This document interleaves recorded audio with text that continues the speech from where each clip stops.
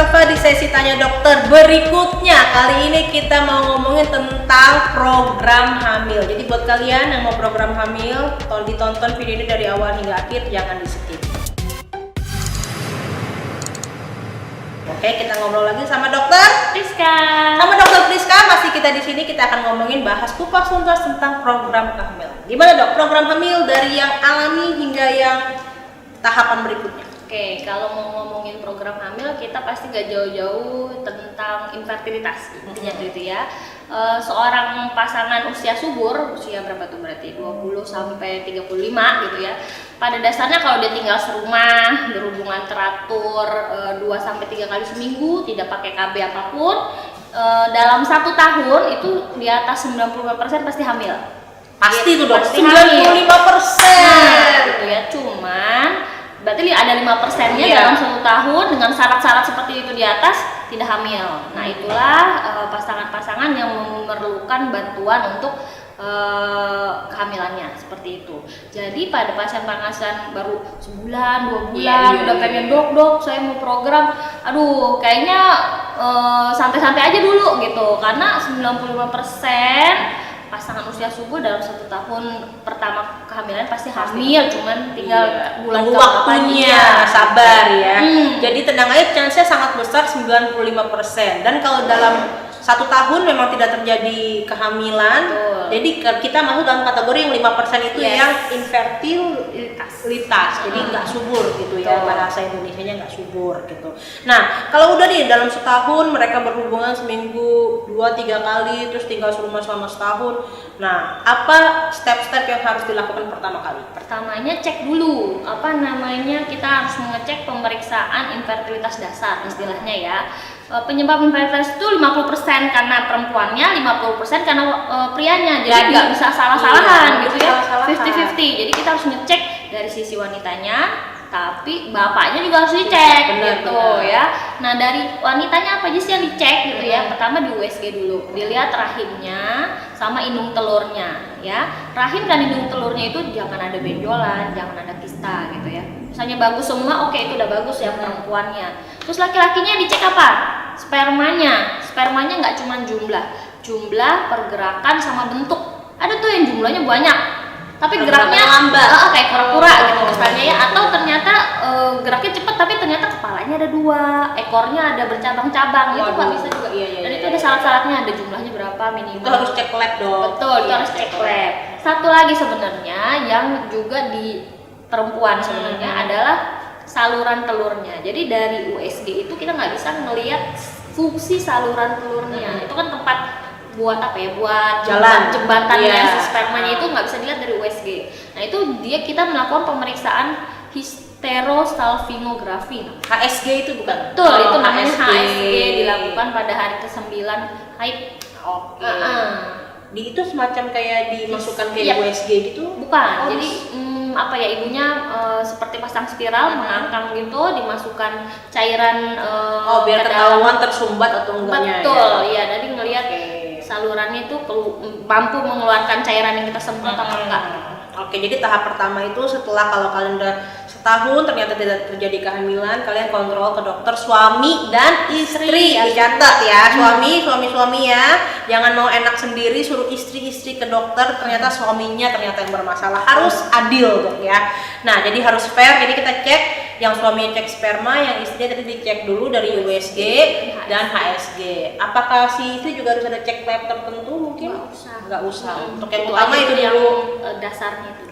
Terus nanti dikasih vitamin kah atau hormonal, penyubur atau gimana? Betul, misalnya ternyata sudah diperiksa 3-tiganya ada hasilnya, kita bisa mengetahui dia benar-benar faktor male factor atau female factor, atau ternyata unknown. Jadi dua-duanya bagus nih, tapi kok nggak jadi gitu ya. Udah, kita itu memang ada namanya klasifikasi unknown factornya gitu ya. Jadi udah, kalau misalnya begitu berarti kita akan maju ke babak selanjutnya, yaitu kita melakukan induksi ovulasi. Apa tuh? Jadi kita berikan obat yang orang bilang itu ya obat penyubur ya, obat penyubur. Itu namanya kita membantu pengeluaran sel telurnya supaya gede-gede ya. Betul, supaya gede-gede. Dan kualitasnya lebih bagus. Kita pantau nih pas hari ke-12 haid kita pantau, kalau misalnya ternyata sudah besar, ada ya batas cut off-nya. Wah, ini berarti dalam 24 jam sampai 48 jam dia akan keluar gitu, akan pecah. Nah, itu saatnya kita menyarankan kepada pasangan ini untuk melakukan senggama berencana gitu ya.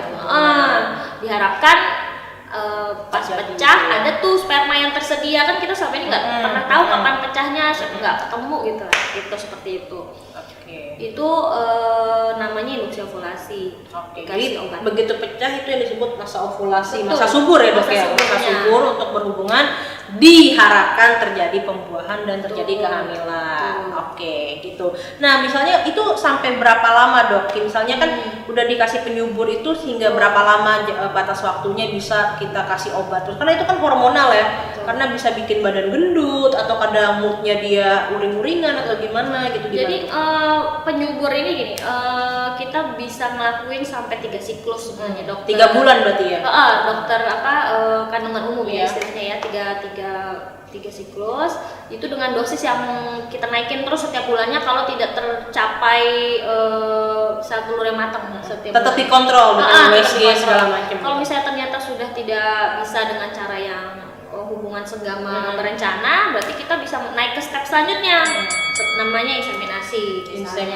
Ya, jadi benar-benar kita anterin tuh spermanya langsung ke rahim. Kalau ini kan kita lewat berhubungan biasa ya gitu sebelumnya. Nah, ini benar-benar ada sperma sudah dicuci, dipersiapkan, terus dimasukkan ke dalam rahimnya langsung dengan alat. Jadi memperpendek jarak spermanya ketemu sama si sel telurnya. Jadi kan kalau misalnya lewat berhubungan secara alami katanya bisa mati karena asam. Betul, banyak rintangannya. Jadi lewat jalan tol langsung gitu. Tapi prosesnya sama ya dok, tetap dapat dikasih obat dulu, penyubur segala macam, tapi ini nggak secara normal kita berhubungan sendiri, tapi melewati tindakan-tindakan medis tertentu yang dokter bilang. Jadi pertama kalian step pertama secara invasif apa tadi dok? Non invasif, sorry aku tadi pemeriksaan ovulasi iya itu. Tentukan dia faktor apa nih? Jadi step pertama itu tadi. Step pertama jadi kalian dikasih penyubur tadi, kemudian berhubungan secara berencana gitu, secara natural maksimal 3 siklus. Kalau memang tidak terjadi pembuahan bisa naik ke step berikutnya, inseminasi. Itu inseminasi juga chance-nya berapa persen dok kira-kira? Itu sebenarnya nggak terlalu besar juga. Bisa 50 sampai 70% saja. Kalau misalnya inseminasi pertama gagal, untuk mengulang yang selanjutnya itu chance lebih turun lagi sebenarnya. Apakah ada jeda, misalnya amit-amit nih pertama gagal, terus bulan depannya bisa diulang lagi apa harus nunggu? Enggak, itu bisa diulang lagi sebenarnya. Tergantung ketersediaan waktu dan biaya. Agak lumayan gitu. Jadi kalau misalnya inseminasi itu bisa dicoba berapa kali siklus? Kalau misalnya tadi kan yang pakai berhubungan itu pakai obat penyubur tadi 3 bulan. Kalau inseminasi itu bisa sampai semampunya karena masalah duit lagi. Betul. Karena mahal. Kalau misalnya ternyata dalam proses pas dievaluasi ternyata spermanya jumlahnya jauh lebih turun, entah karena penyebab apa gitu kan, yang ternyata tidak bisa diinsem. Ada kan kategorinya nih, ini masih bisa diinsem. Jadi naik kelas lagi ke bayi tabung gitu ya. Bayi tabung. Betul. Yang disebut-sebut bayi tabung ini nih kita akan ngomongin.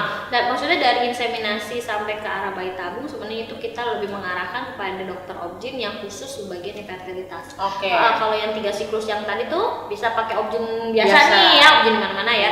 Cuman kalau misalnya udah naik ke insem, kita lebih baik spesialis lagi fertilitas gitu. Jadi itu bayi tabung juga prosesnya sangat mahal juga ya, dan ribet juga gitu. Kalau bayi tabung juga balik lagi ke kesediaan biaya lagi, boleh berkali-kali, tapi kan mental juga drop pasti ya. Itunya mentalnya, keluarganya. Betul. Tapi kan tadi itu secara medis tuh dok harus ke dokter. Tapi kan yang nonton nih banyak juga pasti yang berharap tips apa sih yang kita bisa lakukan sendiri tanpa kita ke dokter sambil nunggu setahun, masa kita nggak ada usaha nih dok gitu.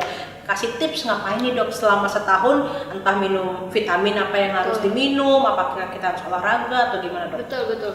Yang pertama adalah jaga kebugaran diri ya. Nah, jaga kebugaran diri pertama olahraga tuh penting banget. Terus yang kedua adalah dietnya. dietnya itu banyak yang mengandung antioksidan sama mengandung high protein, karena di mana-mana obat penyubur sperma, obat penyubur itu isinya tuh kalau diteliti itu isinya tuh protein, terus antioksidan gitu. Jadi diet itu bisa kita dapetin dari diet sehari-hari gitu ya. Jangan terlalu banyak makanan yang berlemak dan gorengan dan segala macam. Terus tinggi protein dan banyak antioksidan seperti sayur-sayuran hijau dan buah-buahan vitamin C gitu kan. Terus yang ketiga yaitu hubungannya teratur seperti itu ya, jangan LDRan misalnya. Teratur itu 2 sampai 3 kali. Terlalu sering juga nggak bagus ya. Karena di kualitas spermanya apa karena kita capek? Kualitas spermanya kualitas spermanya gitu. Jadi kalau misalnya berhubungan tuh aku karena aku sempat program hamil ini juga dulu aku ingat ada masa subur. Betul. Banyak orang-orang nanya, gimana cara ngitung masa subur, Dok? Masa subur itu sebenarnya bisa dihitung kalau siklus haidnya teratur ya. Dia itu biasanya kita kalau misalnya siklus haidnya 28 dan rata-rata orang 28 ya, dia itu kan keluar sel telurnya itu pada hari ke-14 gitu ya. Jadi 3 hari sebelum hari ke-14 dan 3 hari sudah hari ke-14 itu kita bisa hitung sebagai masa subur. Oke, disitulah yang krusialnya seminggu tuh. Itu tuh harus diusahakan. Nah, tapi kan banyak nanya, Kak, kalau misalnya lewat masa subur, apakah kita tetap bisa berhubungan dan membuahkan hasil apa berguna atau enggak tuh, Dok? Berhubungan mah berhubungan aja. Enggak mau buang aja. Karena kenapa? Sel telur itu keluar, pecah, itu cuma bertahan cuma 24 jam sayang. Jadi kalau nggak ada sperma di situ ya dadah gitu ya. Jadi makanya nggak usah digeber juga, yang penting tuh seminggu itu ketika mas subur digeber dari situ, selebihnya ya udah. Nah itu dia yang sekarang itu makanya kenapa dibilang 2 sampai 3 kali seminggu, nggak usah hitung-hitung masa subur. Karena chance-nya itu sebenarnya kalau kita teratur 2 sampai 3 kali seminggu selama setahun itu kemungkinan kita akan besar ketemu pas masa subur. Jadi nggak usah terlalu mikir-mikir masa subur kapan, 2 kali 3 seminggu aja gitu. Iya, benar. Oke, jadi itu tips dari dokter tadi, berhubungan secara teratur 2 kali seminggu ya. 2 kali seminggu aja, gak usah dilebih-lebihin loh, kan mau 5 kali seminggu, parah banget. 2 kali seminggu aja secara teratur ya, selama 1 tahun. Kalau memang tidak membuahkan hasil boleh konsul ke dokter gitu. Ataupun kalau kalian yang belum nikah bisa dilakukan apa, Dok? Premarital check. Premarital check itu apa sih, Dok, sebenarnya? Sebenarnya gitu. Secara garis besar aja. Secara garis besar itu mau ngelihat kesehatan reproduksi pihak laki-laki dan perempuan. Oh, tetap dua-duanya. Dan satu lagi juga untuk memperlihatkan ada tidaknya penyakit-penyakit keturunan istilahnya.